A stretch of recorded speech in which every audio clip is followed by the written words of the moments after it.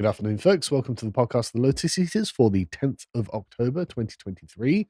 I'm joined by Bo and Dan, and Hello. we're going to be talking about what has happened recently in Israel. Now, before we begin, I apologize. I have a bit of a case of the sniffles, so I'll do my best not to cough and splutter, but I may not be able to avoid it. And we are going to try and make sure that this coverage is sensitive and neutral. Seem to object to Well, that. no, not objection. No, it's just where possible, if possible, Where, sort where of impossible. Yeah, where possible. It's a Because, minefield, right? yeah, We- We are we're- definitely not going to make everybody happy with this one. It's impossible with a subject like this. no. So before we begin, should we talk about our particular investment in the subject? Because I have to be honest, I don't really want to have anything to do with the Middle East. On a personal level, I'm not particularly invested in one side or another. That's not to say that I'm in favor of one side killing the other or anything like that. It's just such a horrific minefield. I don't want to get involved. Is how I feel about it. Yeah, I mean, I'm neither a Muslim nor a Jew, or Yeah. Jewish person. Sorry, let's say Jewish people instead of Jew, Right. lest I incur the terrifying wrath of Michael Rappaport. Um, yeah, not really invested. Obviously, I'm a history fan, Yeah. so and ancient history as well is really my forte. So it's the history of it's sort of endlessly interesting to me, but the actual fighting on the ground, it's I don't have a dog in the game, if you like. So that's where I come to it.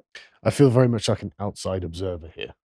Yeah, I mean, this is something I've followed for many years, and I'd say that with maturity comes looking at it with a little bit more nuance. I think it's very easy sometimes to look at these and just put people into categories and just say, okay, the Israelis, the Gazans, as if these are gestalt entities with a single mind. And actually, what you've got here is a group of interests, factions, individuals. And they are basically being treated as a collective, and it is entered this blood feud, which is horrendous, quite frankly. That's a really good point, actually. We should probably say right off the bat, is that within both the Arab and Israeli camps, it's actually a patchwork quilt of all different things. It's sort of endlessly complicated, almost. Just all Arabs don't think the same thing. Yeah. Right. Or even all Jewish people, Israelis. There's a vast spectrum of different opinions. It's very important when you look at the factions at this, at a minimum, to do something like distinguish the Israeli people from the Israeli government. And even within the Israeli government, of course, you've got the factions, you've got the neocons, and you've got various other groups within that. And of course, in Gaza, you've got to bear in mind that the Hamas in Gaza, when they're not killing Jews, they're killing other people in Gaza who oppose them. So it's not like anybody here has a collective identity. Yeah. I mean, just for example, on the Jewish side, you've got people in Israel who are sort of, on one end of the spectrum, the sort of pro-Oslo agreement type, can't we all live together, can buy our types. Yeah. All the way to the other end of the spectrum, sort of Which is Glasgow. ultra-Orthodox, who don't even recognise Israel. Israel itself isn't good enough. So, a vast array of opinions. And obviously on the Muslim side, it's probably even more, there's an even bigger diversity of thought. Yeah, almost certainly. Perhaps. Okay, so with that said, shall we get into the events of what has happened in the last few days? Yeah. So on Saturday, the 7th of October, at about 6:30 a.m., Hamas announced the start of its latest Operation Al-Aqsa Flood, I believe they call it. And it started that with firing 5,000 rockets from the Gaza Strip into Israel. They also launched a large number of militants across the border through various means. A lot of those initially converged on the kibbutz, small sort of communal farms that were based around the Gaza Strip, where they began a combination of indiscriminate killings, murders, rapes, everything, as well as a lot of hostage taking. That hostage taking includes at least 9 Americans, 10 Brits, and also a range of other nationalities. The murders, the indiscriminate killings have been quite indiscriminate. They've included families, women, children. I've seen some truly horrific videos of a room full of mostly children slaughtered. There was paragliders landing amongst a music festival, again, a very international crowd where at least 260 people were killed. Now, at this stage, and these numbers are going to move. Provisional. Yeah, these provisional numbers are that we think at least 900 Israelis were killed and another 2,500 were injured, in some cases very severely. And it's going to include whole families. So we've got this tweet here. So this is a family. If you're listening to this, this is mother and father. We've got two girls here. I think both aged. What was it about? Yeah, two daughters aged 6 and a 4-year-old son. This entire family was wiped out. There are many cases like this one, but I wanted to give you a face to put to some of this. Now, I mentioned that hostages have been taken. I watched before I came on horrible video of an Israeli father whose wife and 2 daughters, aged 5 and 3, have been taken as hostage back into Gaza. And he's now making social media videos, begging Hamas to let him trade places with them, or at least his children. We've got here a video of this is one of the Israeli boys who has been taken back into Gaza. It looks like to be about a 4 or 5-year-old boy, and he's been handed over to the Palestinian children, and the Palestinian children are being encouraged to pull on his hair, to beat him with sticks. And this one is actually a relatively mild video, even though we filtered it out. You can imagine what might be going on to some of the people in Gaza at the moment, especially the women, because of course we saw women being dragged around on the back of pickup trucks, having been assaulted very severely. Now the Gazans that Hamas have said that they will start executing these hostages one at a time on video if any bombings occur. Now there have been bombings, and I'm not sure what the state of those hostages are. That remains an unknown at this point. That they've got at least 100 of them. Now the response to this, as you can imagine, this is given the shocking nature of this. This is one take. This is Dr. Just before we go on, I think one thing that was particularly shocking about this was the pride with which Hamas was taking with the attack itself. There was so much footage of the victims of this being proudly broadcasted by Hamas themselves. And I think that's really one of the reasons people are so just surprised is the level of savagery. And there's numerous examples of Israelis being killed and then them taking the phone of the person and locating the contact mother and just ringing up and gloating about, I've just killed your children. Yeah, it's pretty awful. I'm not really sure why anyone who's aware of Hamas or extreme Islamism, why you'd be all that surprised. I mean, Hamas, for example, it's the implacable enemies of the state of Israel. It's their raison d'etre. It's in their charter to destroy Israel. Well, not surprised by the actions of actions of Hamas, but it is shocking. But to people in the West, I'm not saying it's not shocking, but to be surprised or taken unawares that's what they are. Because this sort of thing has happened in Europe. The Bataclan murders, for example, in Paris, but this was happening, at scale. But the thing is, with what has happened in Europe, and when Europe goes to war, we don't parade around the victims of the people and say, look at how destroyed and humiliated and how much suffering we've created on purpose. And the Western media does everything they can to kind of hide or conceal that when that happens in like the Bataclan massacre and things like this. They do everything they can to conceal that because, well, for many reasons, and I'm not even going to speculate now I think about it, but and so the fact that this has just been boom straight out on social media, so someone's eating their breakfast and suddenly they've got some Hamas militant gloating over the raped and desecrated corpse of an Israeli girl. Pretty shocking stuff, and I can understand why it's really upset a lot of people. Yeah, and we'll come on to this later, but it may have been a deliberate tactic to make it as shocking as it could be. I mean, but there was glee from those doing this. So this is a tweet from I believe he's a tech guy. Can we hover over the profile? I think he's a so I'm not sure if he's Silicon Valley or otherwise, but this is a Jewish guy, I believe, in Silicon Valley who's a tech investor. And this sort of response is, you can go to the tweet now. This sort of response is an example of some of the strength they're feeling him. And he's calling here to basically Dresden, Gaza. What's Dresden a reference to, Bo? Oh, well, it was heavily bombed right at the end of World War II, and there was a firestorm, firebombing, incendiary bombing, and as you can see from that picture, very largely destroyed. You know, a type of carpet bombing type thing. Some of the accounts are awful as well. I remember reading one account of I think it was a woman who came out from underneath, out of a bunker or shelter or cellar or something, and the street itself is just on fire and melting, and she like falls over, and the cobblestones have melted, and her hand goes into it, and so it's like, I wouldn't wish that on anyone, even my worst enemies. And so, yeah, Dresden is was an awful set of events, and to basically call for this to happen to Gaza is both understandable given what he has just witnessed on his social media feed, but it's also completely barking insane. Yeah. Well, the thing about Dresden is that obviously a lot of completely innocent people were incinerated in that. Well, now the vast majority would have been. well, right, innocent, yeah. Any living thing, yes, men, women, children, animals, the whole lot.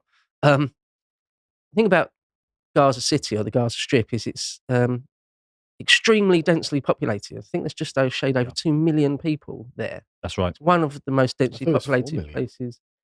I think it's just a shade I over 2, but anyway, there are millions of extremely densely populated. Well, and also, do you know that half of them are children? It's got a very low age profile, Gaza. So half of those 2 million are children.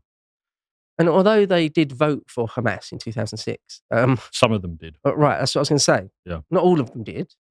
I know there's a lot of them that are essentially innocent. So we're vehemently opposed to Hamas. Yeah. Certainly, nearly all the children, will be innocent. So to call for them to get Dresden.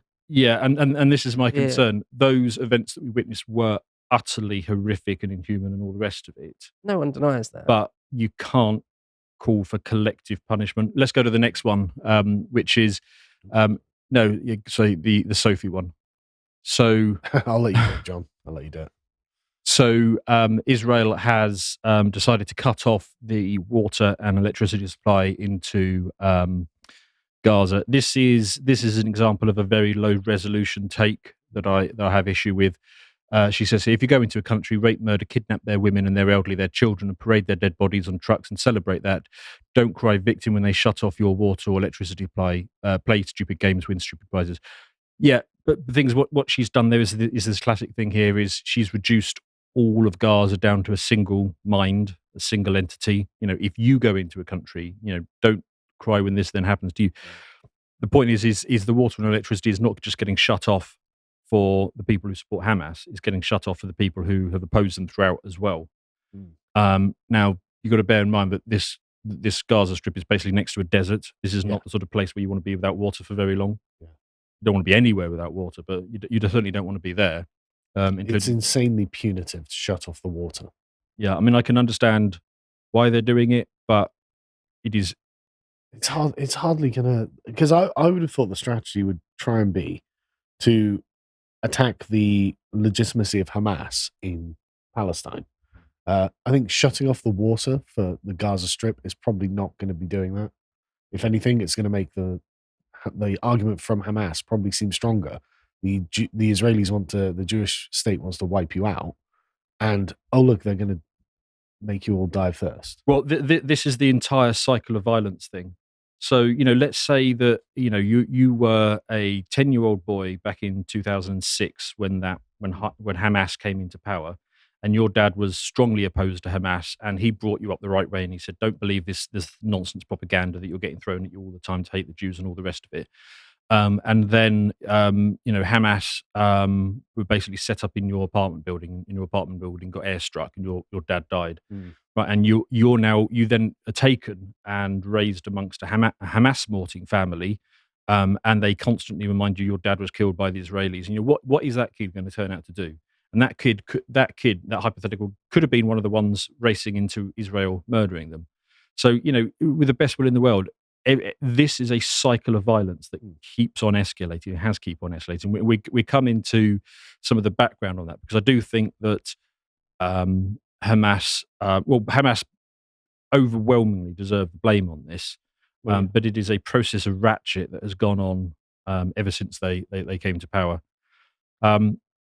I will also point out, I don't have a link for it, but Benjamin Netanyahu, the Prime Minister of Israel, has said, and I'm going to read a quote from him here: "By the end of the war, all our enemies will know it was a terrible mistake to attack Israel." Now, let me just stress that bit again. By the end of the war, all our enemies will know. He didn't say by the end of the war, Hamas will know. He says all of our enemies will know. And I think we need to come on a bit later to what he might have meant by that. But basically, heads up, I think he means Iran.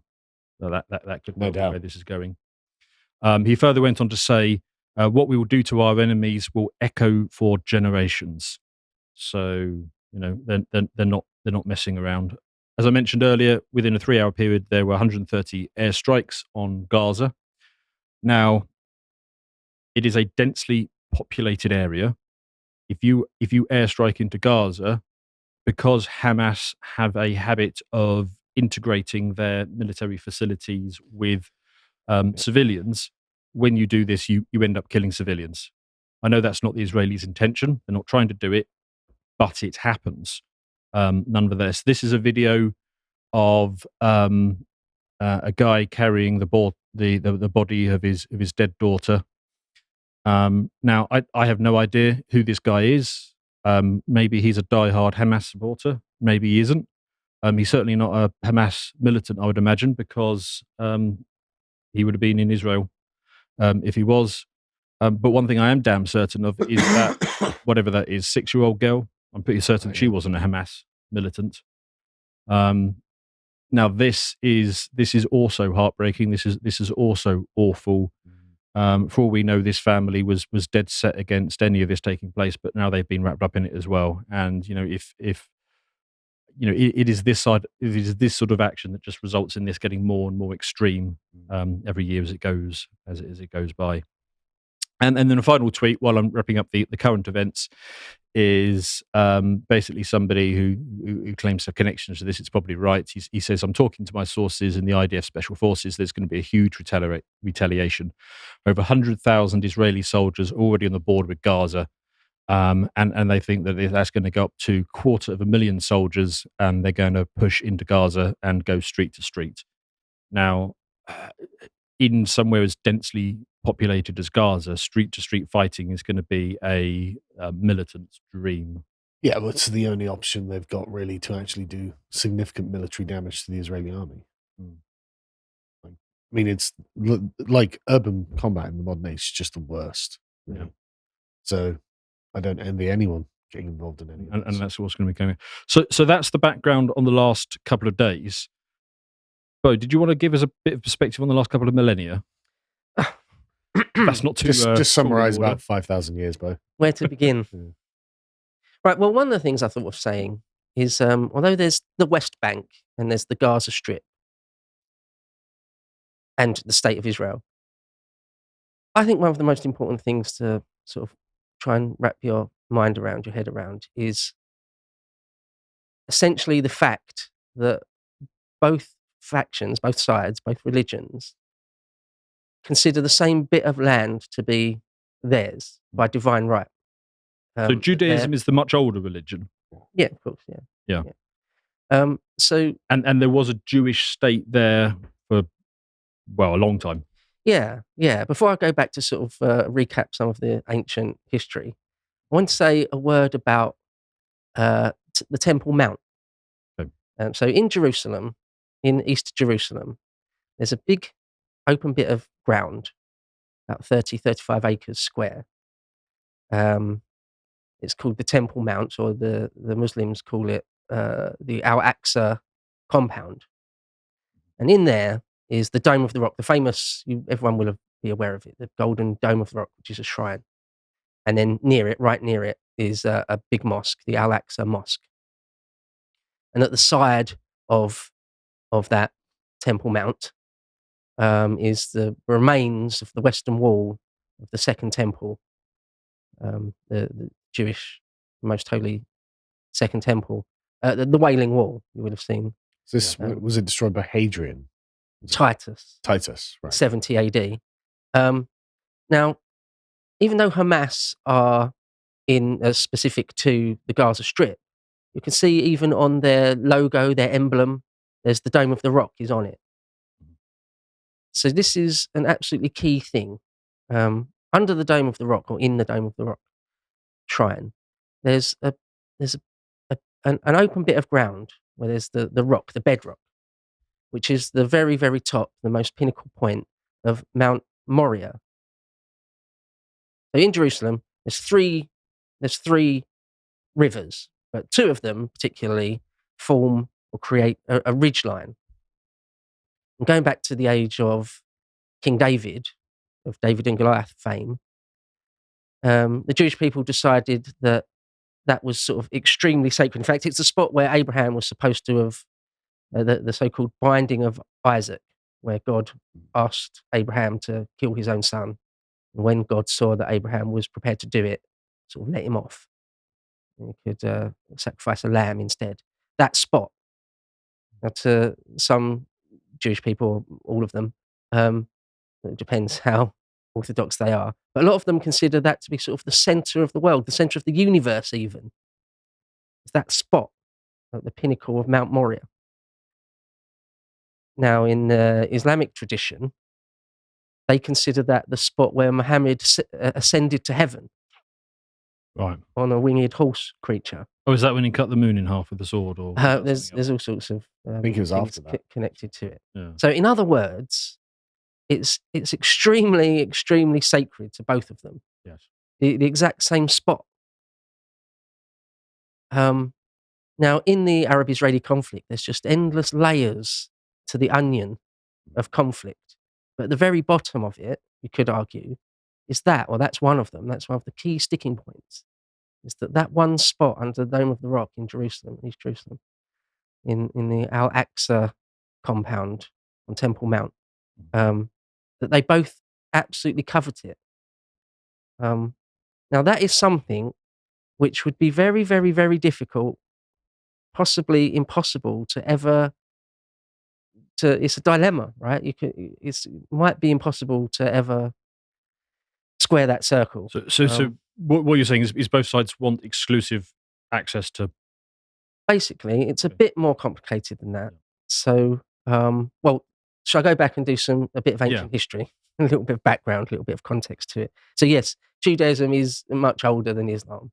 If you go back to the truly ancient world, 1,000 years BC plus, when the Assyrian kings, the King of Kings, and the Egyptian pharaohs ruled the known world.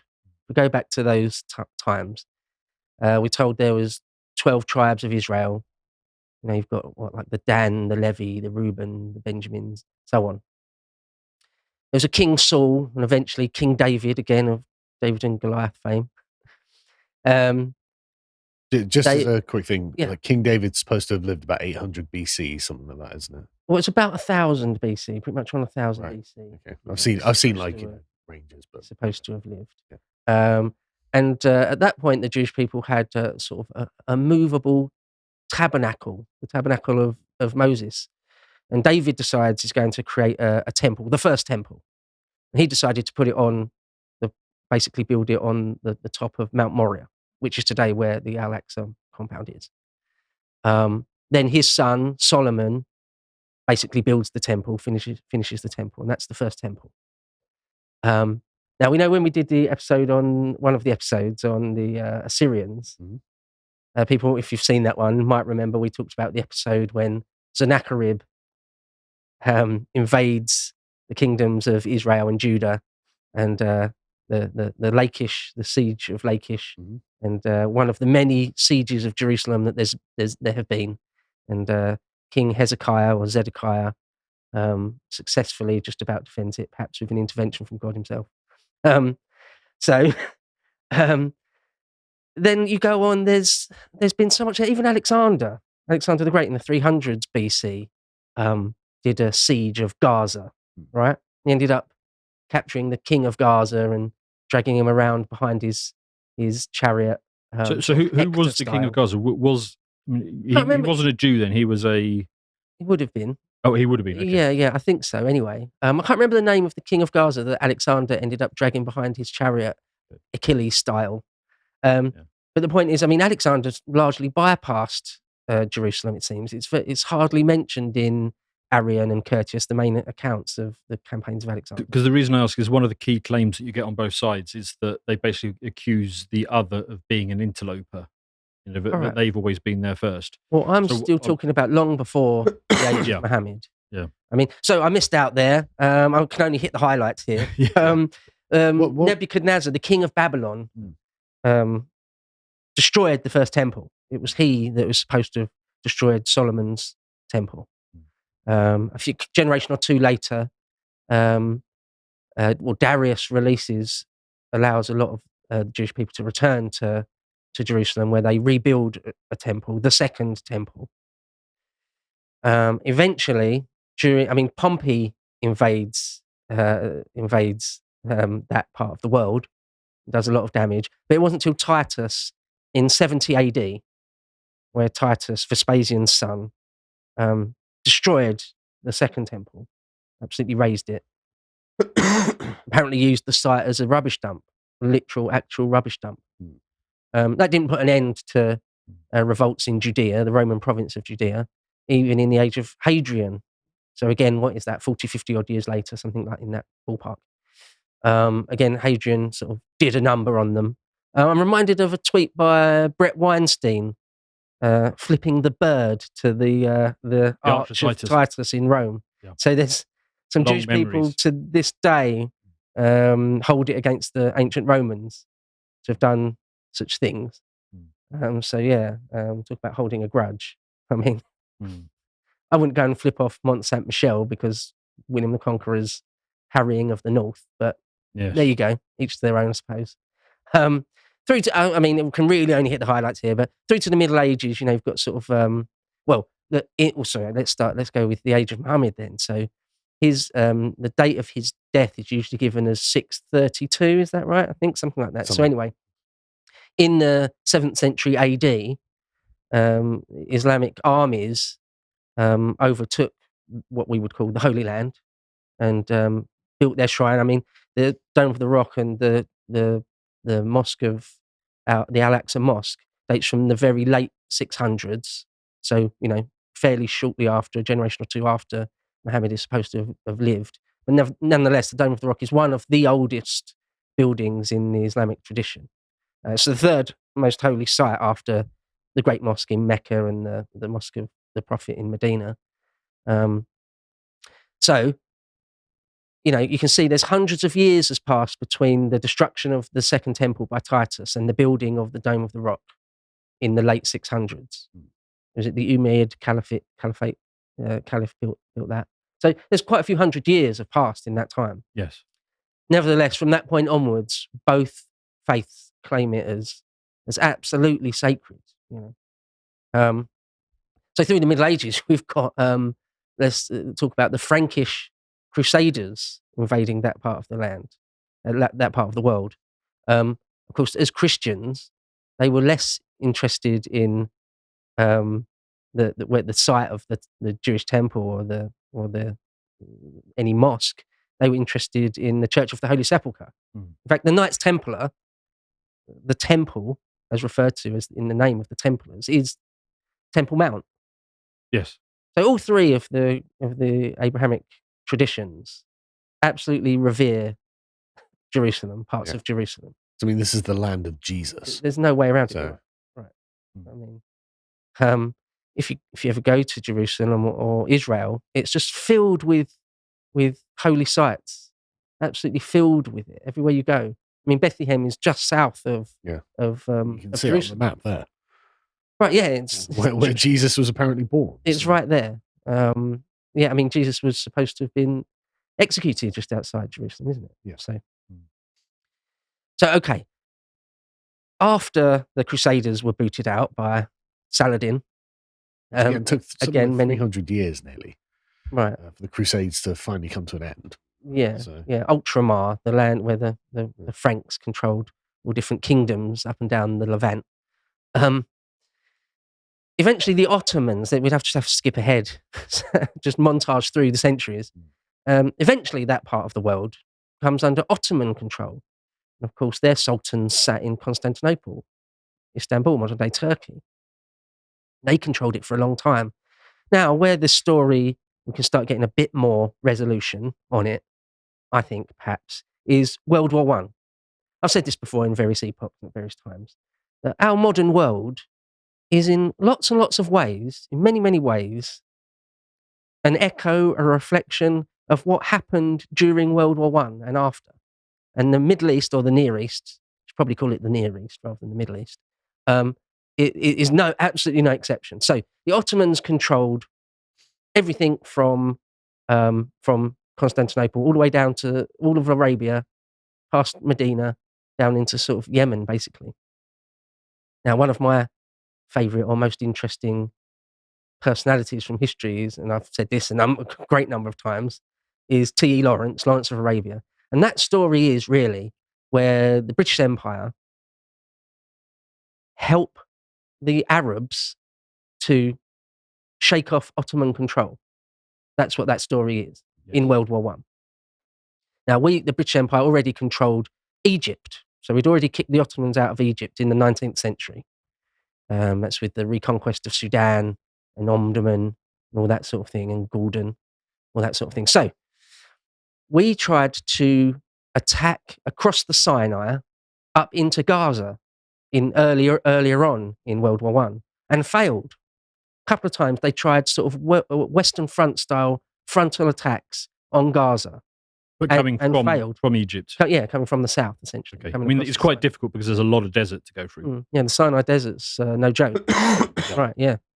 We tried that, but the Ottomans actually were quite good fighters, and they had a lot of help from the Germans. Because, well, if it's not obvious, the Ottomans were on the German side in World War I. Now, we failed to take Gaza a few times in sort of these frontal attacks, so we decided to sort of change tack a bit. We decided to get intelligence services, people like Lawrence of Arabia, to get involved with the Arabs, sort of the true Arabs in the middle of Arabia. There's the Sharif of Mecca, King Hussein, later king of the Hijaz. Hijaz is on the western side of Arabia. And we help them. They're sort of true Bedouin types, you know. So today we talk about the Palestinians being Arab. Now it's a difficult, it's a bit more nuanced than that. Okay, so they are sort of ethnically, you would say, Arab, but they're not the same thing as Bedouin, Central Arabian type Arabs, not exactly. Okay. So the Near East is really a patchwork of all different types of people. You know, so you're saying that they're kind of their own thing. Well, yeah. I mean, it's like confusing an Englishman with a Spaniard. It's not right. It's not quite. We're not quite the same thing, are we? Yes. We're sort of very similar ethnically. We might have the same religion. Because that's the thing I really wanted to ask not you. The same. Yeah. No. So often you hear the claims that okay, yes, maybe Judea used to be a Jewish kingdom, but then they left it, and then they only came back afterwards and tried to throw off the people that were already there. But my understanding is that's not the case. There has been continuous occupation, a continuous presence of the Jews there, but it was only really after the Second World War that you got the mass influx. Well, after the First World War. And then another massive influx straight after World War II. Yeah. That's right. And the same thing with the Palestinian people, because it's easy to be suspicious of that, because, for example, the most famous Palestinian, Yasser Arafat, I mean, he was an Egyptian. Right. Yeah. But is there a identifiable, and I think you were talking about it there, an identifiable Palestinian group that has been in this area for a long period? Yeah, absolutely. Okay. Yeah, there's people that are sort of, if you want, for a better expression, indigenous people of Arab descent there. Yeah. So I was just going to say then, just quickly, I montage through it even quicker. Yes. We eventually, the British Empire and sort of the Bedouin Arabs, with the help of Lawrence of Arabia, eventually push all the way up into the Levant, what is modern day Israel, basically. And it was under the command of Field Marshal Edmund Allenby, first Viscount Allenby. Very interesting, fascinating figure. I'd like to do an epoch all about the life and career of Allenby. Yeah. Lloyd George said he wanted him to take Jerusalem in time for Christmas 1917 as a present to the people of England. That always comes up in time for Christmas. The amount of times that comes up in history. So eventually we Did it work this time? Oh yeah, we got there just in time. Oh really? Christmas. Oh right, okay. Right. Famous picture of him entering Jerusalem on foot. Yeah, because he thought it wouldn't be proper to enter on horseback. And actually T.E. Lawrence is right there beside him. But they pushed far beyond that in the end, all the way up to Damascus. Okay. Now, that King Hussein of Mecca, he had 4 or 5 sons, but 3 important ones. Faisal, who's played by Sir Alec Guinness in the film Lawrence of Arabia. Faisal, who we end up making him king of Iraq, the newly formed Iraq, what used to just be called Mesopotamia. He had another son, Zaid, who went on to become a sort of prince of Iraq and Syria. It's a bit complicated. But another one, Abdullah, who became king of Jordan, I believe. So anyway, this family, now connected to the Hashemite families, we ended up basically partitioning this whole part of the world. Now, people talk about the Sykes-Picot Agreement. Well, at Versailles, they didn't end up really going with the Sykes-Picot Agreement exactly. But nevertheless, the Near East sort of gets partitioned between the French. This is very low resolution, between the French and the British. And we ended up taking control of Palestine. It's called the British Mandate in Palestine. Okay. All throughout the interwar period. When we gave it that name, Palestine, we basically just said, yeah, all of that, including what's Israel. So we just called the whole thing Palestine. Yeah. The British Mandate in Palestine. Yeah. Must mention the Balfour Declaration, where the Foreign Secretary at the time, Balfour, wrote a letter to Lord Rothschild saying we support some sort of Jewish state in this region. And so that's the thing. The British, Lloyd George made promises to both sides. He sort of promised the Arabs that they would have various states in that region, but Balfour also promised Jewish people something as well. So it's very difficult. Anyway, through the interwar years, both the Arab Palestinians, I'll just have to start calling them that, and the Jewish peoples, there's sort of all sorts of fighting amongst themselves and against us. Anyway, after World War II, there's another massive influx of Jewish people. And in 1948, Britain decides, along with most of its empire really, is to sort of abandon it and give up the empire. We handed it over to a UN. The UN would take over.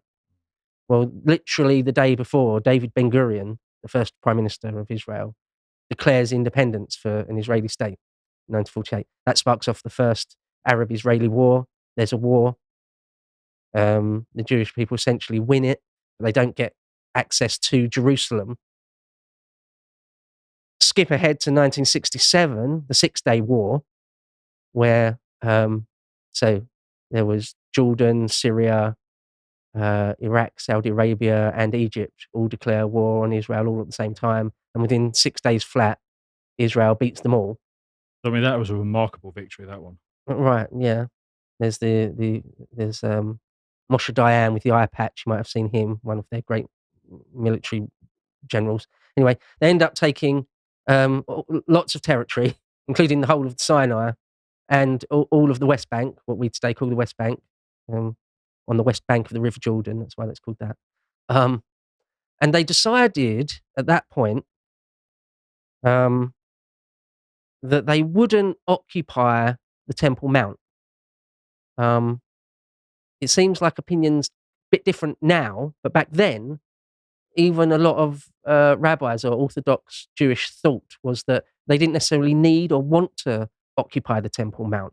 It's sort of so sacred, you don't need to pray there. You can pray at the Wailing Wall. Right. Now, a lot of Jewish people and politicians today don't necessarily think that. They think they should be able to. I'll get into that in a moment. So they didn't occupy the Temple Mount or the Al-Aqsa Mosque compound, if you want to call it that. But they were, for the first time in centuries, able to visit the Wailing Wall and pray there and wail there in lament for the Second Temple. That's why it's the destruction of the Second Temple back in 70 AD by Titus, as we mentioned. Okay, now, going on ever since then. Just nothing has stopped. There's the Yom Kippur War in 73, where Israel had to take the Golan Heights. What else is there? Just some of the highlights. There's the Camp David Accords, where eventually Israel gave back the Sinai to Egypt. Sadat got himself executed off the back of that. Not executed, sorry, assassinated.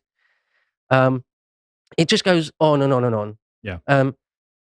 So mention the first Intifada. So that starts in 1987. We've got to mention the PLO, the Palestinian Liberation Organization, or one of their main factions is Fatah. You mentioned Yasser Arafat there. He was their leader from the 60s all the way through to, he didn't die till 2004 or something. And then you would have the Oslo agreements, where was it Ehud Barak and Yasser Arafat, again at Camp David with Bill Clinton this time, agree things that neither side really kept to, but especially the Fatah side. Yeah, this is what starts happening a lot from this point. The Americans come along with their ideas of democracy that basically don't work in populations like these. Right, yeah. So some Israelis said at the time, there's no point trying to agree some sort of two-party state because the other side will never, you're just giving them extra rope. I wanted to come back to the two-state solution later on because, I mean, they're getting to the point of a solution to this mess is, I mean, it's utterly intractable. But yeah, we will have to come back and talk about that. They've tried many times. I mean, the Oslo agreements in 1993 was that? Yeah. Was a decent shot at it, but neither side, I think particularly the should we Arab talk side, about... are sort of not really capable of keeping it. They don't want to keep it. An organization like Hamas has got no intention of having a two-state solution. Can I quickly run through, as I understand it, the history of Hamas, because I think this is sort of main to the discussion. We'll talk about the 80s and 90s. Sure. Yeah, so Hamas founded in 87. It's an offshoot of the Muslim Brotherhood, as I understand. And then this is really where the cycle starts to get bad for the people of Gaza. So they started off in the 80s and 90s as sort of low level. Well, I say low level. There were attacks, but they were escalating attacks. By the early 90s, I'm sure we all remember when we were young people, the news out of Israel all the time with these suicide bombings. So they would go into cafes where a bunch of young people were and blow themselves up and take a whole bunch of Israeli kids with them. They described themselves as an army, but they didn't go and fight the IDF. They went and blew up teenagers. Now, and this is where the whole cycle begins, because of course, in response to teenagers being blown up, Israel starts saying, okay, well, we're going to put a border fence up. We're going to start placing restrictions. So that continues. Then in 2006, there was an election, because again, this is the US idea of, well, we bombed Japan and Germany and then we gave them democracy and it all worked out. Yeah, but trying to push democracy onto low IQ populations in the Middle East doesn't bloody work the same way. Trying to push democracy onto people who have a spiritual worldview. Yeah. Or a religious dogma that's got nothing really to do with what politicians decide amongst themselves. One thing I'd like to say just before we get on to 2006 is that in about the year 2000, Ariel Sharon, who at the time was, he was a war hero as far as Israel concerned. In about 2000, when he was only the leader of the opposition, he wasn't even the leader, I believe, he decided to enter the Al-Aqsa Mosque compound. Not do a speech there or anything, or not pray there or anything, but just to enter it. And that sent the Palestinians a bit crazy. It started the second Intifada, which didn't end till like 05, 06. When in Gaza it got so bad, Israel said, right, we're just going to pull out entirely 100% of Gaza, the Gaza Strip, and you can control it. And everyone thought, and they allowed them to hold elections. And everyone thought, well, Fatah would win that. Yeah. The PLO would win any elections. Turns out Hamas won. Yeah, by it wasn't a very large margin, right? I mean, Fatah ended up controlling the West Bank, but so I remember that because I was sort of fully grown up. I was already like 25 or whatever. So my understanding is that I remember thinking, that's bad. Yeah. Oh, it definitely. That's pretty bad. But my point about, not all of Gaza is foursquare behind Hamas.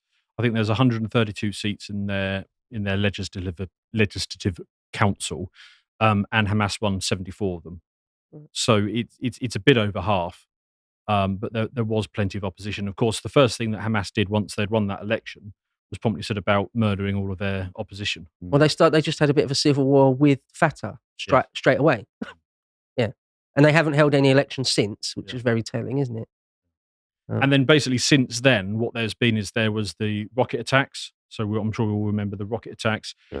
Kidnappings, a lot of kidnappings. Tunnels, if you remember them, a load of tunnels going underneath the border. Well, even Egypt said we can't have that. That's sort of beyond the pale. Yeah. Well, Hamas is declared a terrorist organisation by Saudi Arabia, Egypt. Yeah. It's not just America and they're Israel. not the Muslim Brotherhood, which is an implacable enemy of the Egyptians, the Saudis, a whole bunch of them. So even other Arab nations that aren't fans of Hamas in any way. But basically what I wanted to explain is because you then start to get into this cycle of the bombings, the suicide bombings, the rocket attacks, the kidnappings, the tunnels. Every time this happens, the Israeli response is, okay, well, we're going to increase restrictions some way. There's even a naval blockade of Gaza because of the rockets coming in. There's an extremely tight border system around it. So when the people in Gaza say they're kind of kept in a prison, well, yeah, they are, but that's because of the events of ever since they've elected Hamas that have basically pushed these. It's ratcheted up this entire time. It's one of those things. If you've got a feral animal or somebody who's mentally ill who will not listen to reason and cannot be controlled, what do you do with that? What do you do with that? You have to put them in a straitjacket or something. They have to be physically restrained. What else? You've got no other choice. In this case, they're the authority in control of 2 million people. Right, yeah. I know. It's a terrible state of affairs. Yeah. So let's just quickly explore the proposed solutions. So you've got the one-state solution, which I would be very surprised if anyone in Israel really wanted to agree to. So the one-state solution is basically it's just all Israel, all people in Gaza and the West Bank have Israeli citizenship, and you're free to do as you please.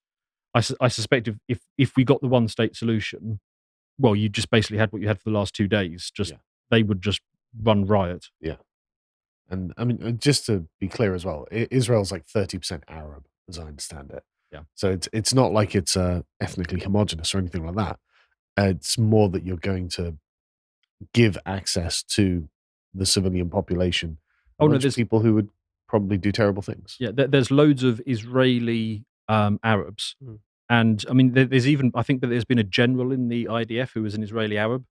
Loads of professional people in Israel are Arabs.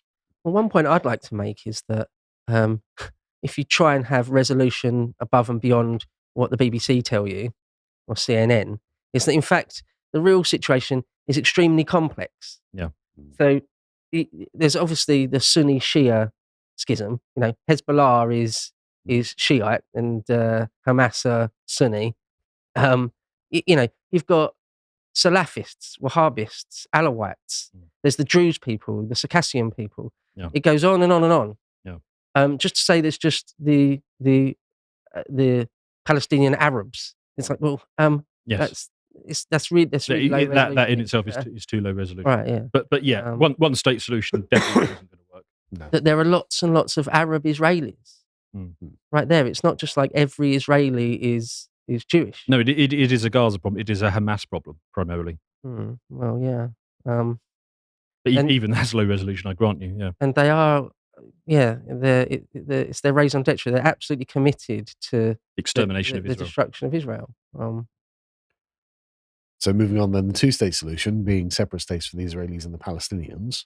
Which has been pushed for a long time and consistently fails because it's just not working. What's the three-state solution? Well, the three-state solution is the only one that I think could work, which is basically Gaza goes to Egypt and the West Bank goes to Jordan. Now, that sort of feels viable. And the reason why it feels viable is because basically then you would have a situation where if there was attacks on Israel, it would be attacked from another state.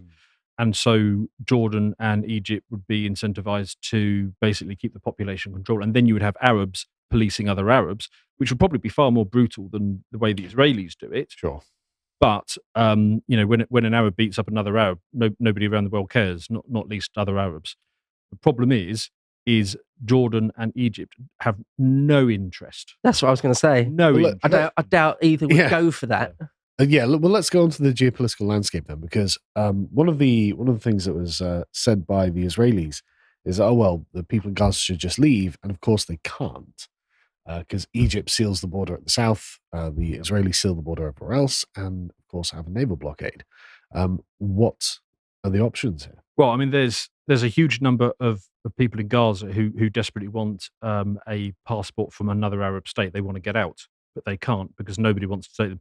It is very convenient for other Arab states to say, "Oh, look at that! Isn't that awful?" But they don't lift a finger to help the situation in the slightest. Isn't that cynical? Yeah, Very cynical. I mean, everybody involved in this at a state level is incredibly cynical. But the Palestinian people, particularly those in Gaza, the innocent ones anyway, are just completely being used as pawns. Yeah. Yeah. Well, and this is my big concern with this stuff, because I mean I'm sure we've all seen that tweet of the woman from the IDF who worked in intelligence, and she's saying there's no way that this was an accident. Well, that I see. Yeah, I tweeted about this. I mean, like, look, I just assumed the border was militarized. What happened? But then people did give me fairly reasonable explanations of how they'd got through. What was the best reasonable explanation? Well, the reasonable explanation is it was attacks apparently at low interest areas, and so there were something like 40 guards stationed. They were overrun by militants. They used bulldozers to tear down the wall and used gliders to get over it in other parts, and it apparently just came as a surprise. Now, okay, fair enough. That's how they physically got in. But is it reasonable to believe that Israeli intelligence had no idea? Yeah, my only concern on this is, I mean, I've never worked in intelligence, so I don't know, but I would imagine the key issue, especially in the age of electronics, the issue is not trying to find intelligence; it's trying to filter it. Yeah. So they probably, I mean, they probably pick up on 400 plots to invade Israel every single day and have for the last 20 or 30 years. The issue is filtering it down. But yeah, there are serious questions being raised, because now the Egyptians are coming forward and say, well, we tried to warn you that something like this was going to happen, and it was ignored. So there is some speculation that this was allowed to happen, or that filtering mechanism went wrong somewhere up the track. Now, my concern with this is I'm worried that, okay, in what world does this attack make sense for Hamas, right? Because Hamas cannot win against Israel. They can't. But if they can drag somebody like Iran into it and make this a regional conflict, suddenly their chance of success shoots up dramatically. Doesn't mean it's going to happen, but it does shoot up dramatically. Yeah, they have to use a kind of like judo move. Yeah.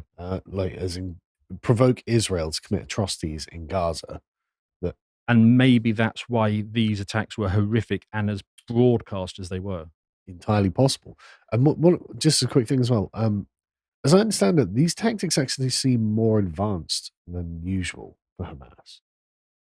Like, where did they get 5,000? Because normally, because a lot of people say, well, how did the rockets get past the Iron Dome? So, well, apparently it was just overwhelmed with the just sheer volume of rocket fire. But of course, how do you get 5,000 rockets into a blockaded open-air prison? Yeah. A few things. First of all, I don't think Iron Dome's ever been 100%. No. It's not that it's 100%. Also, Hamas, it's interesting that Hamas are Sunni, I believe, but get a lot of their funding and arms from Iran, which is obviously Shiite. And possibly Qatar as well. And Qatar, yeah. Their leader usually resides in Doha, in Qatar. They get a lot of backing from Turkey. You find Erdogan shaking hands with the leader of Hamas. But which gives way to my regional conflict point. So I think it's one of two things probably. Either that they're playing some 3D chess, trying to get Iran involved in a much, much wider conflagration, or they just don't care necessarily about the repercussions to themselves. Yeah. Here's just a chance to butcher a load of Israelis, and it's as simple as that. We're just going to do that. Animalistic. We're just going to hurt them, and we're not even thinking about what happens the following day. What I'm saying is if there is a tactic, actually it does kind of make sense. It makes tactical and strategic. It doesn't make any there's no moral justification, but there is a strategic justification for making these attacks as horrific as possible. And I've heard a whole bunch of Hamas spokesmen go out and say, "Oh yeah, Iran helped us." Yeah, well, and you see the warhawks in America banging the drum about Iran constantly, specifically the Nikki Haley types, and lots of other people, just because it probably is that Iran has funded this. And one thing I would point out, the sort of doctrinal differences between Iran and Hamas and things like that. I imagine they become very remote when you're dealing with what they consider to be like an illegitimate Jewish settler colony in the Middle East. Like, that They can agree on that, at least. yeah, exactly. They can agree on that. We're both Muslims. We'll have the philosophical conversation about who's the right kind of Muslim later.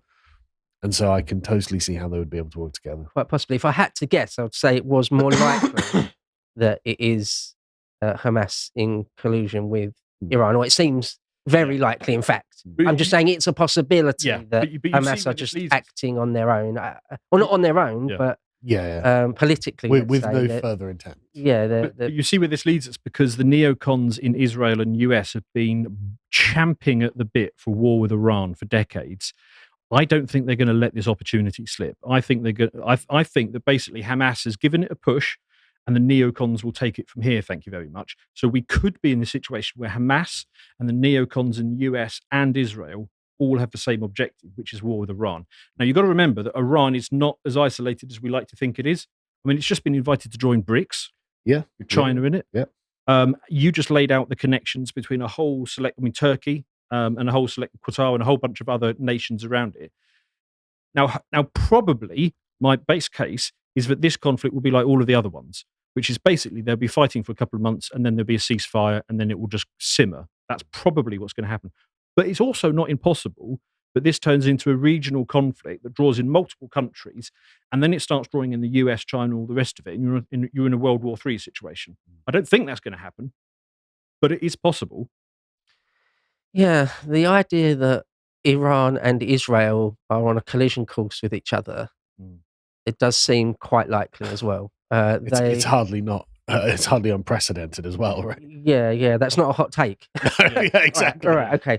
So, I mean, Iran, the leaders of Iran, ever since 1979 and the Islamic Revolution in Iran, it's been part of their talking points to roll Israel into the sea. Yeah. Things like that, things on that level, which completely lines up with Hamas.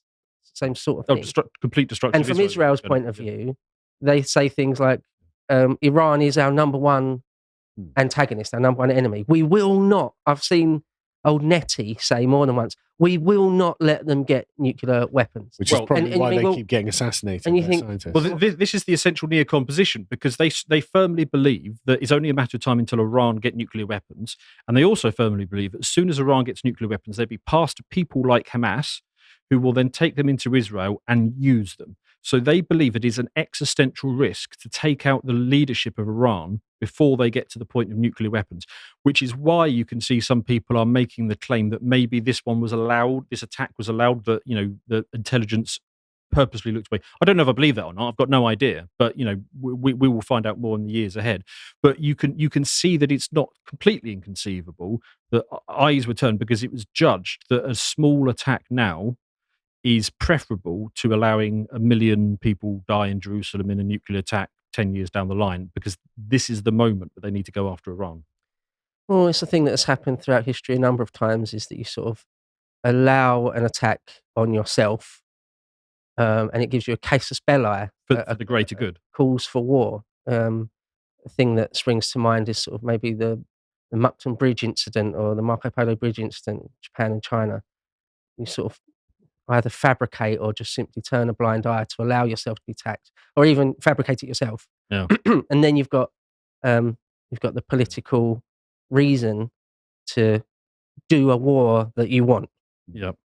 That's very cynical to say that, to suggest that the Israeli intelligence services must I'm turned a not blind saying eye. But it's I can understand the narrative behind it. You said it's possible, and I think it's possible. Yeah. But who knows? We'll have to see how this thing breaks, which way it goes, what comes out. And I'll tell you, the other thing concerns me is not just the Yeah. situation over there, but the situation over here, because we now have large Arab populations. And of course, the ideological left in this country is full square behind a lot of this thinking. Well, on that note, let's go and speak to the ideological left. I don't know where you've got this lined up, John, but can we go for the first one from my bit, please? Not this one. Yeah, no, go back. Sorry. Sorry.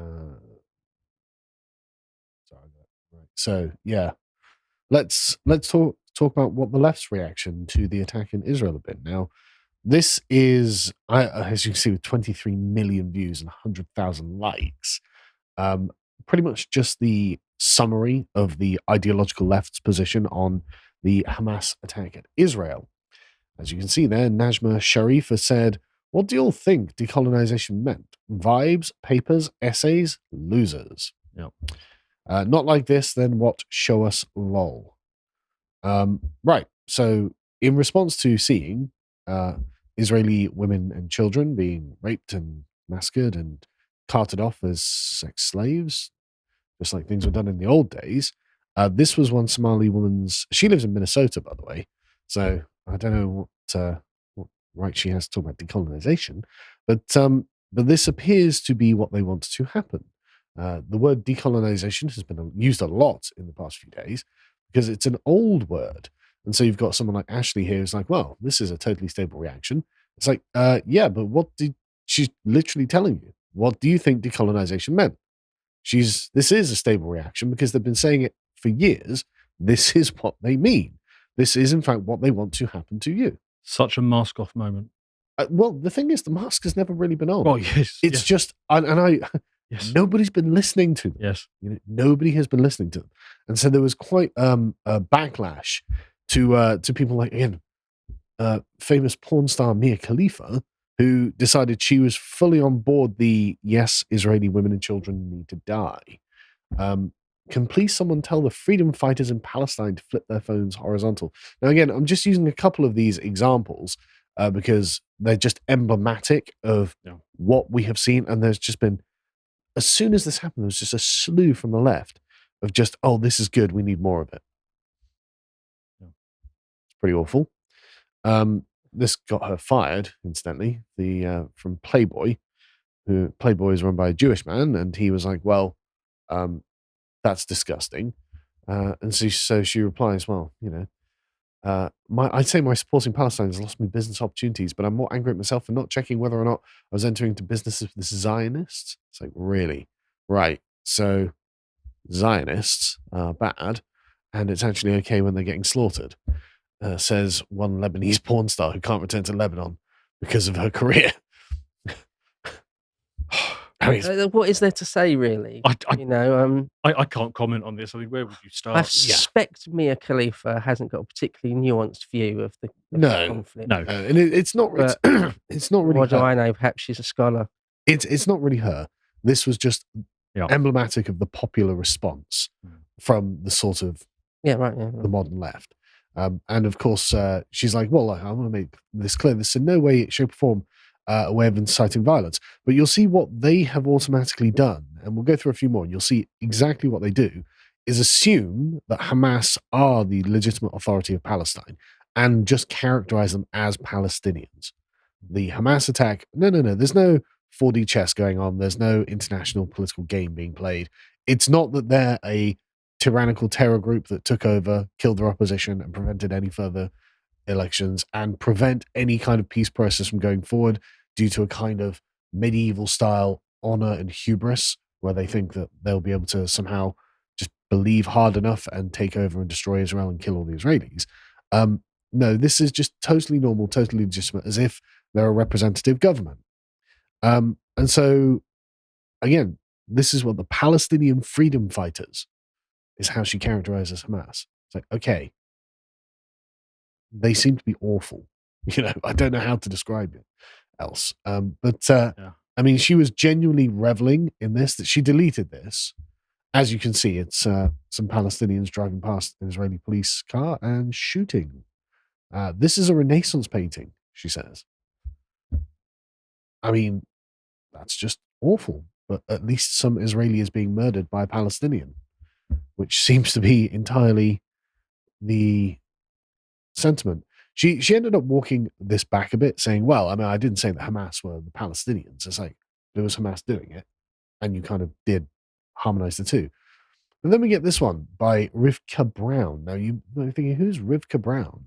Can we hover over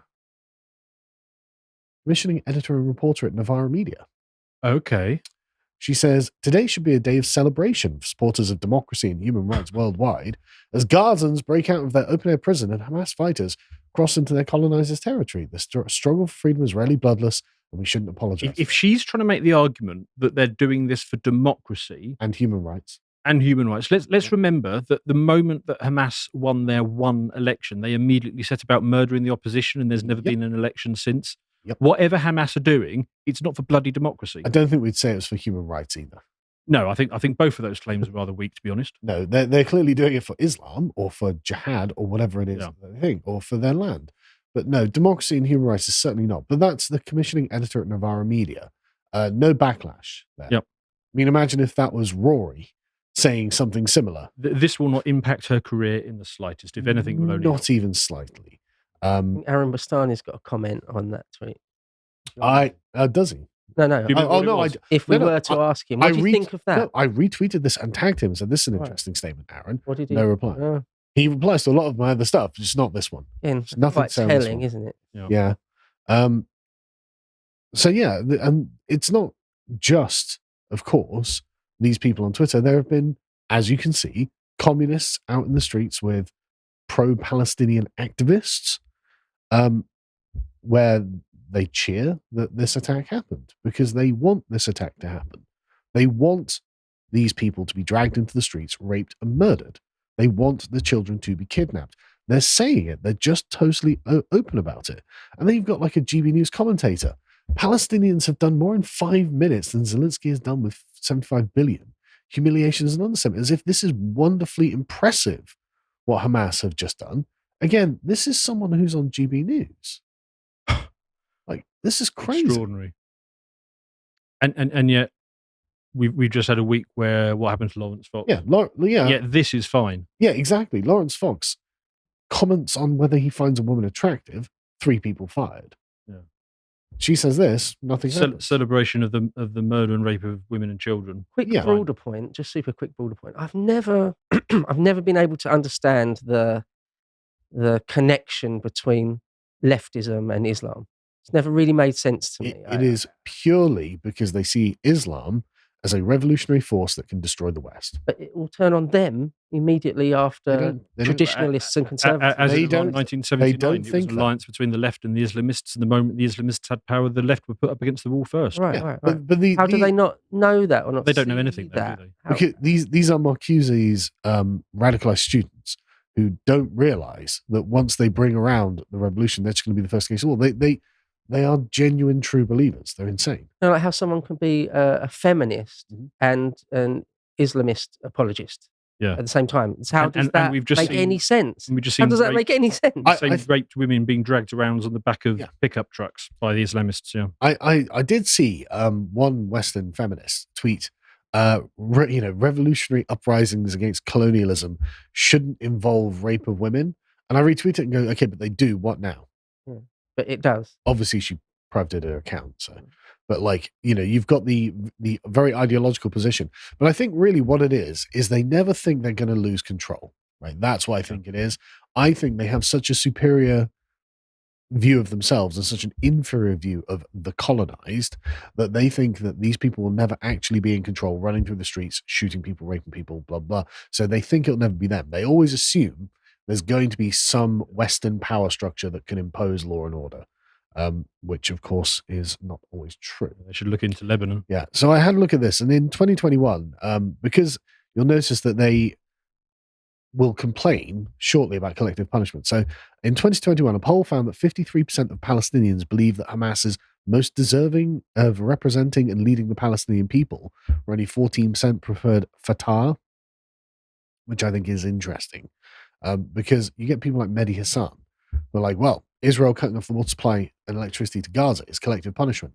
Okay, so is butchering a group of Israelis collective punishment for the actions of the state of Israel? I mean, he's not wrong, but it's just, how do you not see that both sides are doing collective punishment on each other? Exactly. Both sides believe in collective punishment. So Yes. When the Palestinian defenders go, oh, well, you can't do this to us, this is collective punishment. Well, you can't just go into a music festival and butcher a bunch of Israeli teenagers, because that is also part of your collective punishment. So, no side is any better than the other there, but at least the Israelis are civilized, I would say. Like, I retweeted, I think it was Jeffrey Miller, who's just like, look, when one side doesn't rape and murder women and children in the street, but bombs people and causes civilian casualties, and the other is proudly presenting the sort of 7th century savagery as being good and noble, I actually am going to side with just the ones that are slightly more civilized. So I have to draw it out a bit. I mean, I have to make a clear distinction between Hamas and the population, although I acknowledge a lot of the population. yeah. Supports it, and also the Israeli people and the Israeli government. Well, I'm against the collective punishment of both, but but the point being, they have no position to complain, because they're all cheering on the rape and murder of women and children and innocent civilians, and then saying, oh, don't collectively punish us. Well, you are in favor of collective punishment as long as it's going the right way. Yes. If I can just get up some of these, which are just remarkable. And so this is how they rationalize it. They view the Israelis as not civilians, right? When you steal the land of others and deny them basic human rights, you don't really get to be a civilian. So literally, as you can say, they're committed to a course of action where any one of them can be murdered at any time, and they have to go, yes, it's okay to murder me because I'm an American living on indigenous soil. So if a Native American killed me, well, I'm not really a non-political civilian. So there is no such thing as just civilian casualties, which lefties just shouldn't try and do logic, because it goes terribly wrong. For them, it's fine. No, they're being perfectly logically consistent here. It's just what they're advocating for is just monstrous, and it would be awful. So then I suppose we'll go to the threat of what's going on in European cities. So for those listening, this is a large group of, I would imagine, Arab Australians stood outside the Sydney Opera House chanting "Gas the Jews." And there are populations like this now in every Western the ISIS city. flag there? Yeah. Right. Because we have, in the West, we have driven the most amount of immigration that we could possibly manage. And so we now have large populations in all of our cities who are, as we can evidently see here, in favor of the extermination of another group of people who live in those cities. Yeah. And this Sadiq Khan had to put out a statement saying, yes, we will protect the Jewish citizens of London. And it seemed very much like a pointed message to a certain demographic. Say, don't even think about it, which is very interesting, I thought. But I mean, how do we? I mean, so let's say my worst case scenario plays out. It escalates to a war with Iran. That becomes a regional conflict. And then basically it becomes perceived as what it really is, which is a Muslim-Jewish war. Yeah. If that's happening, and then what you're then going to get is you're going to get the social media feeds of both sides filled up with dead kids all the time. So these populations are going to be fed a constant stream of dead Muslim children. Yep. And vice versa on the other side. Yeah. How does this not blow up every European city? Well, there is, I think, going to be bloodletting in the streets. Yeah. Sectarian violence, bombings, all the rest. I mean, we're already seeing shops in Golders Green, a very Jewish area of London, getting smashed. It's only a matter of time until some young Jewish kid gets dragged off the street. And well, there was some Jews who was shot in Egypt shortly after the attack. Egypt, okay, but this could be happening in European cities. Yeah, I'm not saying that, but so it just appears that we have a large number of people who live here now who are deeply invested in this conflict, and Europe, the Western world, made a choice to get as many of them as it possibly could. Yes, and we are now going to have to deal with the fallout of the fact that multiculturalism is a sick joke that doesn't work. Well, the problem with multiculturalism is that the different cultures have brought their own baggage with them and aren't prepared to stay in the prescribed boundaries that the state and progressives thought that they would. Oh, well, we can make them live side by side and there'll be no problem. It's like, okay, but what happens when you have an intractable problem like this that is something that spills out regardless of where in the world these people are? Yeah, and it's not a problem. It's not our problem. I mean, I understand that there's a British history involved in all of this, but now it is very much the problem of everybody who lives in a European city. None of them are saying, "Oh, the British are," No. They don't. We are definitely bystanders to this conflict. Yeah, exactly. Thoughts? Not many. I mean, it's all pretty self-evident, isn't it? What's going on? It's interesting that there's some have got Palestinian flags, some have got ISIS flags, some have got Lebanese flags. Saw a lot of people in London with Turkish flags. Because what I think is interesting is a lot of this isn't necessarily ethnic and seems to be religious. Right. Yeah. Right? That's the thing. Are you Palestinian? Are you an Arab? Muslim? Or are you Muslim? Yeah.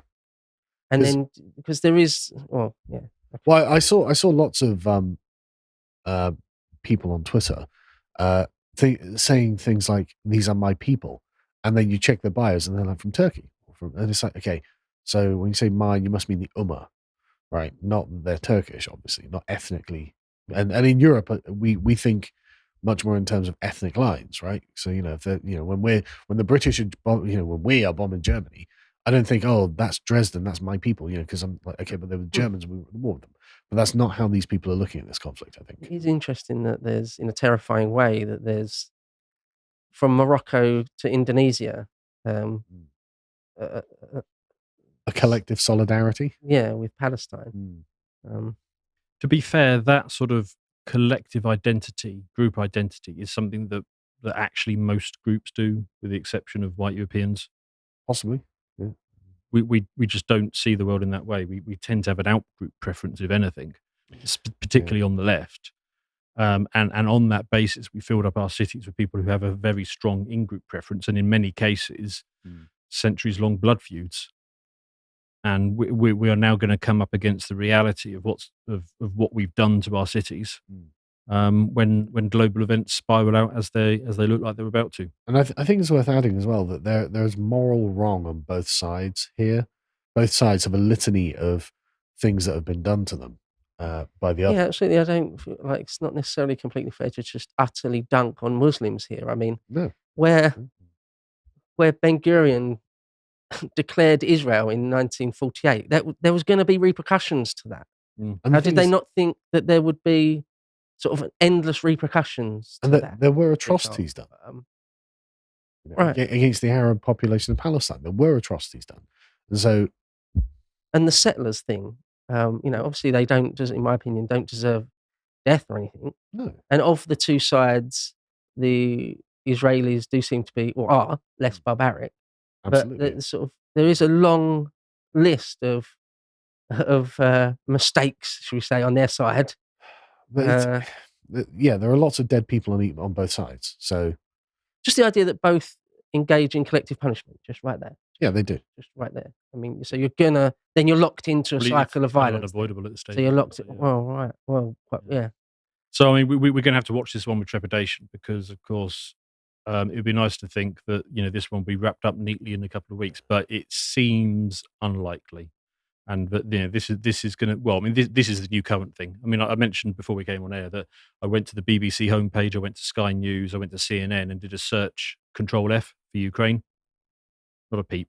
This has been bubbling under the surface for many years, and as you can see, like this is the response to them attacking Israel. Right? Yeah. They attacked Israel. The Hamas, the Muslim world, as far as they view it, attacks Israel, and then they get out and they're cheering it on. Like, say, we've stepped into something here that I really don't want to be a part of. Well, just as I say, it's heart, or one of the many things at its very heart, sort of Temple Mount, the Al-Aqsa compound there. That's sort of an intractable dilemma. No, there's no solution to any of it. Right. So not only is it not going to go away in a couple of weeks, it may never go away, or let's never say never. We've got tens of thousands or hundreds of thousands of years left of human civilization. Our lifetime, certainly. It's right. Yeah. I don't see it ever coming to an end in anyone's lifetime that's alive today. No, of course not. Should we go to the video comments? Yes. Happy birthday, Dan. An excellent addition to the Lotus Eaters team and an interesting man during interesting times. Cheers. Okay, let's go to the next one. Appreciate that. Yeah, that's right, Dan. This is a special birthday cameo, and it's just for you. Hey, yo, Dan, I just wanted to wish you a happy birthday, I travel for miles to put a smile on your face. Yo, Dan. happy birthday. You're cool. And Partridge. I'm here to say happy birthday.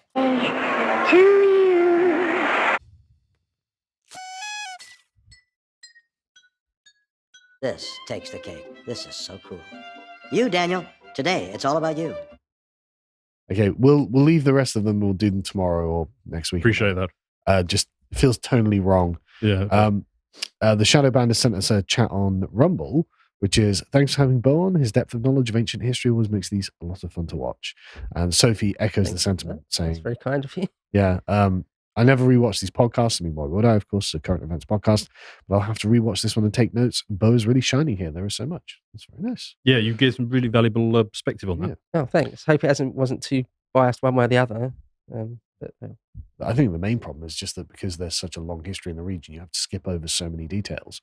Because there's like one of the things I wanted to point out is like Judaism as a religion is not the same Judaism of King David. You know, it's like these things have changed over the 3,000 odd years that we're dealing with. Same with Islam and Christianity over those thousands of years. So there's just so much to talk about. It's just like Tom Holland's book In the Shadow of the Sword, which is largely nominally about Islam, actually talks a lot about Judaism. Yeah, that's a good book, that one. Yeah, it's very great. good book. Yeah. Advise that one. Yeah, no, it's really great. We can do a book club on it sometime if you want. I've read it.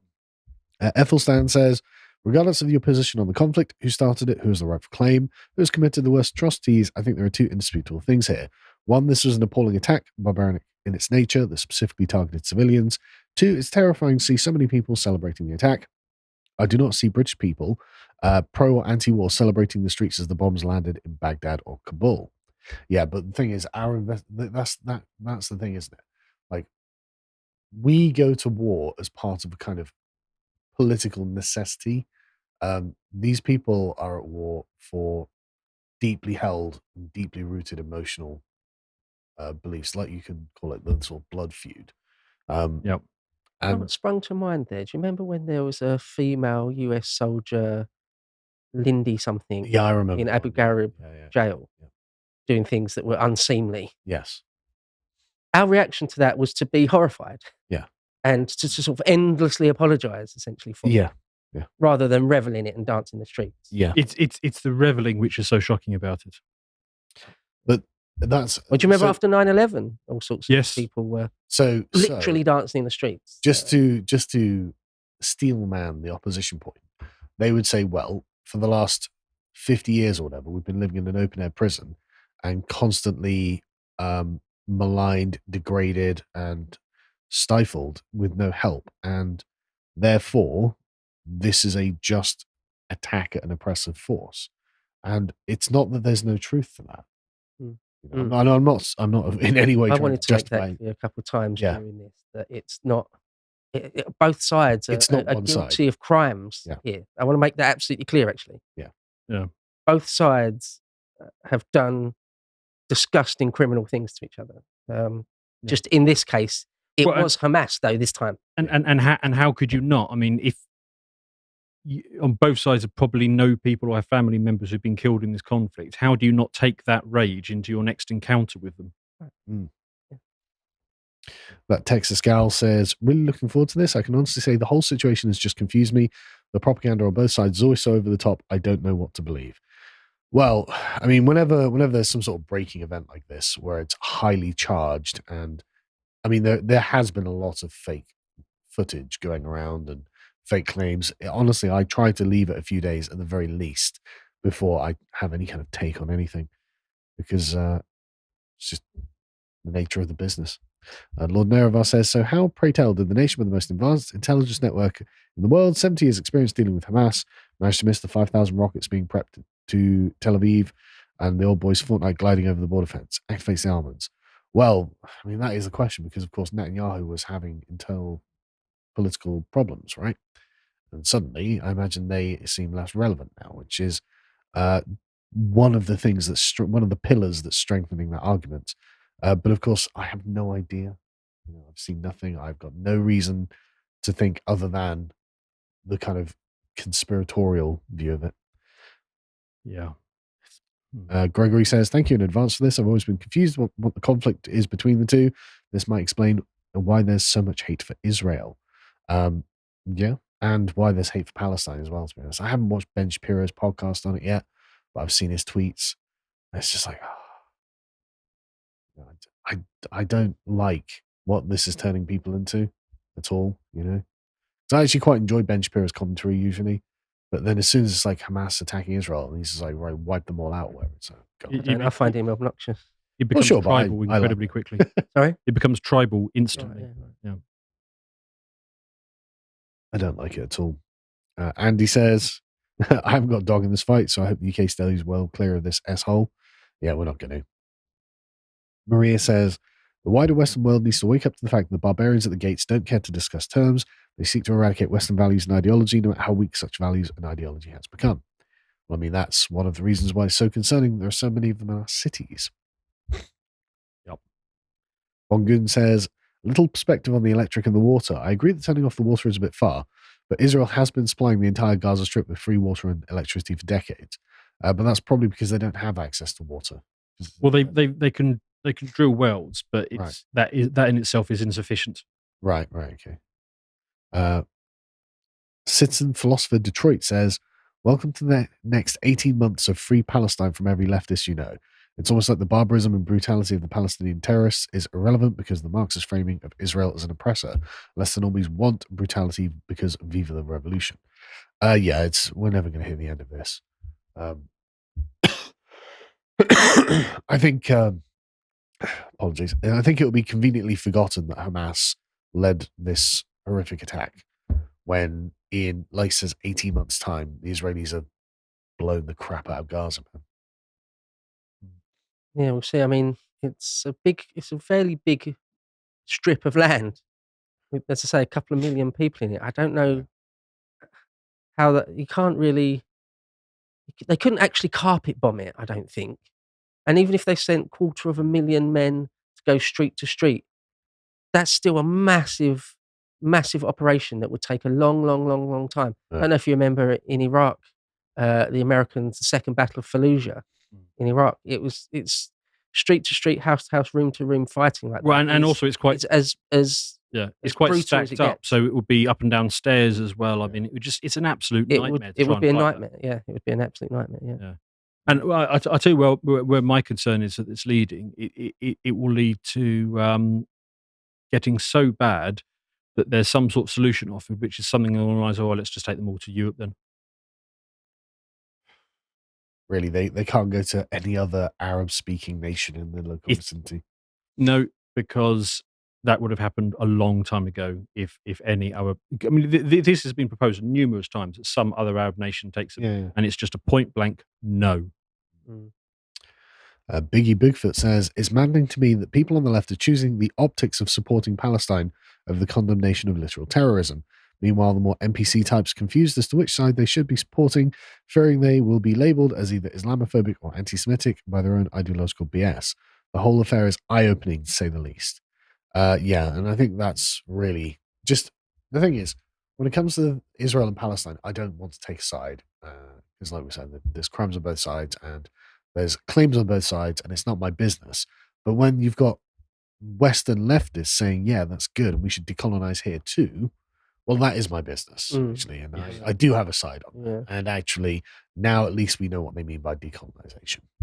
Quite. Ignacio says, "I'll be blunt. Even though I don't have that much to do with Israel, for my self-interest, I'm more in support of Israel just for the fact that it results in Islamist deaths and keeps them in check. Are Israelis perfect angels? No, but the Islamists are outright savage barbarians." Well, I mean, that is definitely one perspective on it as well. I mean, I don't really see what choice Israel has either way, but to announce they have to de-Hamasify Gaza, right? Yeah. Like they don't have much choice. I'm sure it has to be that, but achieving it is going to be it's going to be awful, horrific. Yeah, I mean, like Bo just said, this is going to be the worst kind of warfare from anyone's perspective, really. Yeah, room clearing of a whole city of 2 million people. Yeah, that's 25 miles long and 8 miles wide. Yeah. And it's probably full of young men who are desperate to kill you. Yeah, well, and also, like I mentioned earlier, half of them are children. So the collateral damage is going to be significant, and then that's going to inflame everything on in the Muslim world. Anyway, I guess we'll leave it there. Thank you for joining us, folks. I hope we've managed to do this some justice. And, well, I guess we'll see you tomorrow. See you Take then. care.